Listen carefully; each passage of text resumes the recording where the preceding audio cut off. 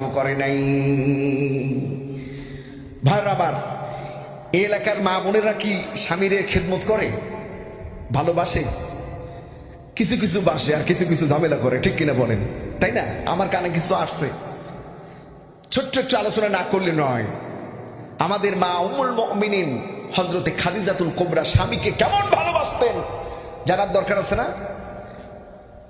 হযরতে খাদিজাতুল কুবরা বিশ্ব নবীকে যখন বিবাহ করলেন, বিশ্ব নবীর বয়স তখন 25 বছর, খাদিজার বয়স হলো 40 বছর। কত বছর?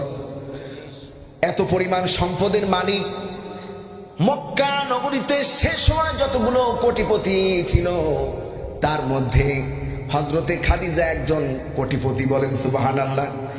সেই সময় তার বাড়ির গ্রিল ছিল সীসার। কিসের? তখন কল্পনা করা যেত না, সীসা ছিল অমূল্য রতন সম্পদ। সেই সময় বিবি খাদিজার বাড়ির গ্রিল ছিল সীসা দিয়ে বানানো। তো যখন বিবি খাদিজার সাথে বিশ্বনবীর বিবাহ হলো, তখন চতুর্দিকে সিসি রব উঠেছে যে খাদিজা এত সম্পদের মালিক একজন রাখালরে বিয়ে করলো, দেশে আর লোক পাইল না। বলেন নাউজুবিল্লাহ। এইভাবে বিভিন্ন কথা উঠতে লাগলো যে একজন এতিম মিসকিনরে বিয়ে করলো, যার কিচ্ছু নাই, পয়সা নাই, করি নাই, কিচ্ছু নাই, একটা যুবক মানুষ। এইরকম একটা লোকের, রাসূলুল্লাহ তো তখন নবুয়ত প্রাপ্ত হন নাই, যুবক মানুষ। এইভাবে বিভিন্ন রকমের কথা উঠতে লাগলো। বিবি খাদিজা মক্কা নগরীর সকলকে দাওয়াত করলেন। বলেন সুবহানাল্লাহ। সকলকে কি করলেন? দাওয়াত করলেন। বিবাহ উত্তর সংবর্ধনা অনুষ্ঠান, সবার জন্য খানার আয়োজন হলো। কুরাইশরা আসলো, মক্কা নগরীর A to Z, elite percent থেকে শুরু করে নিম্ন শ্রেণী সকলকে দাওয়াত দেওয়া হলো উক্ত প্রোগ্রামে। বিবি খাদিজার সম্মান বোধ কত, যেহেতু স্বামীকে নিয়ে সমালোচনা হচ্ছে।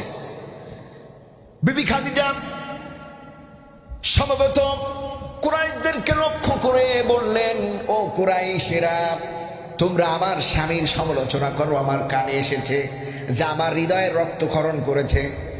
আজকে আমি তোমাদেরকে 3টা প্রশ্ন করতে চাই।